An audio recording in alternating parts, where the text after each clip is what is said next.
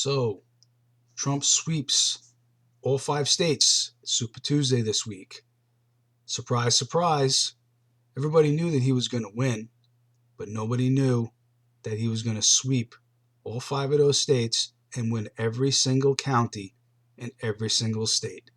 Unprecedented. Nobody's ever done it. Cruz didn't do it. Kasich didn't do it. Hillary didn't do it. Hillary didn't even win all 5 states. Lost Rhode Island to Bernie. It should be obvious to everybody at this point that Trump is going to win the GOP nomination and that he will beat Hillary in November. GOP turnout is at an all-time high, and it's at an all-time high because people are coming out to vote for Trump. If he wasn't in this race, it wouldn't be happening the way that it's happening right now.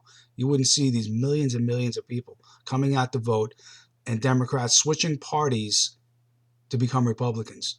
They're not doing that for Ted Cruz. Sorry, Cruz supporters, this is not because of your guy. And in November, the Democrats are already defeated. They're not really aware of it yet, but they're already beaten. They have an all-time low voter turnout. People on the Democrat side are not enthusiastic about this race. They're certainly not enthusiastic about Hillary.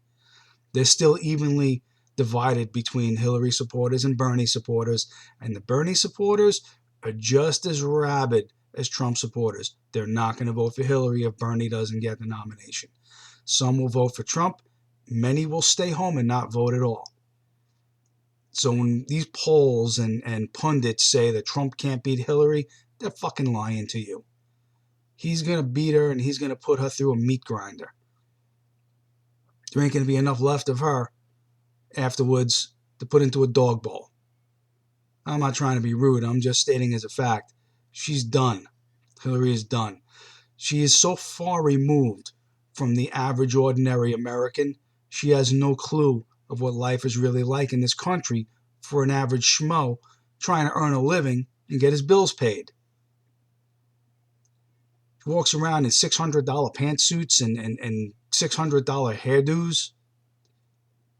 She gets paid 6 figures for a speech. Who gets money like that? Nobody. She gets more for one speech than most of us make in a year. And she thinks that she knows what's right for the common American. Don't be fooled by that crap. She doesn't know shit. Now, very interesting, the day after Super Tuesday, Cruz makes a big announcement. He's chosen his vice presidential running mate. Wow. Fucking moron. You're not supposed to do that until after you've won the nomination.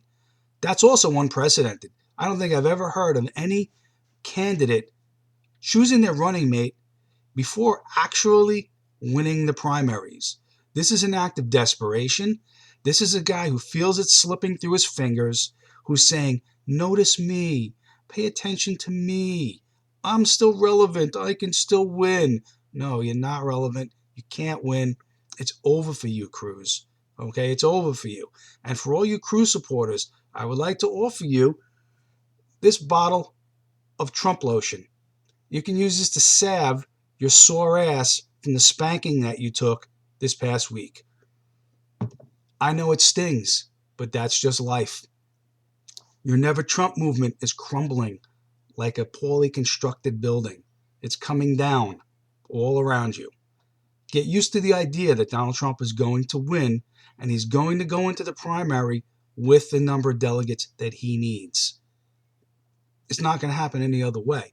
This ridiculous deal that Cruz made with Kasich to try and tag team Trump in a way and hit him individually in different states to try and make it harder for him to win, it's actually backfired. Backfired in a big way. Voters see through that shit and they're pissed off by it. Trump is now polling ahead in Oregon, a state which he was destined to lose. He's going to win in Indiana, a state which was also supposed to be Cruz territory. Trump is ahead, polling ahead, and he's going to win Indiana. He wins Indiana, it's really over for Cruz. He wins Oregon, there's no reason for these guys to still be in the race at that point. No reason. Trump is going to win California. His numbers are so high in California. Cruz and Kasich may as well not even show up that day. So that's pretty much how it is. Trump gave a foreign policy speech to spell out the Trump doctrine of how America's foreign policy is going to be managed during the Trump administration. I've seen a little bit of the pundits, some of the pundits offering some negative opinions on that. Personally, I thought it was great. I think most Trump supporters will find it to be a great speech, and a lot of people that are independent will see that an America First policy is something that we have needed for a very, very long time. We've gone for decades now, taking care of the rest of the world. We are the world's godfather. We're the ones taking care of their every need and their every whim. We send out billions and billions of dollars in foreign aid every year to countries that burn our fucking flag, and that's got to stop. We're being taken advantage of by our own allies. We're paying the majority of what it costs to keep NATO up and running, and the whole purpose of NATO is it's supposed to be an alliance, one for all and all for one, and an attack against one is an attack against all. They really weren't there for us after 9/11. NATO support for our efforts in Iraq and Afghanistan were minimal, to say the least. But you better believe that if somebody attacks a European country, they're going to expect us to come in guns blazing and save their asses like we did in the last two world wars. We've got to revamp NATO. It needs to either be revamped or replaced. It's got to be an alliance that can meet the needs of the modern day. Communism's dead. It was built to contain communism. Communism is gone. There's no more Soviet Union. There's no more Warsaw Pact. It's time for an alliance that really suits the needs of all the nations that are members, and all the nations that are members will meet their obligations to the alliance, both financially and militarily. This business of a country like Great Britain putting forth a couple of thousand troops when we've got hundreds of thousands, that can't be. If this is the best they can do, then we need to stop really protecting their country. This has gone on long enough. And the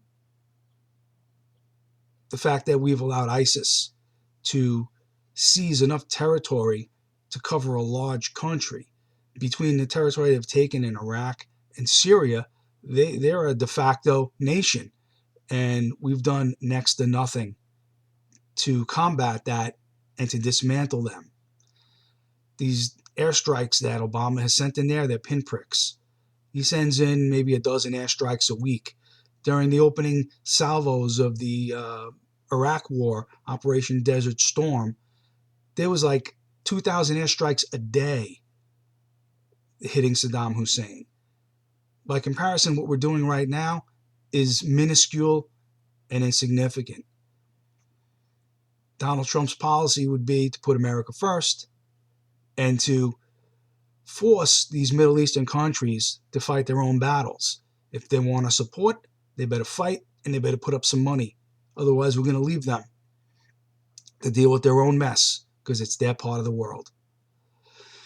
So, on Tuesday, Indiana votes. Indiana is going to vote for Trump. Trump is going to take those delegates, and it's pretty much going to be game over at that point. So pretty much that's all I've got to say today.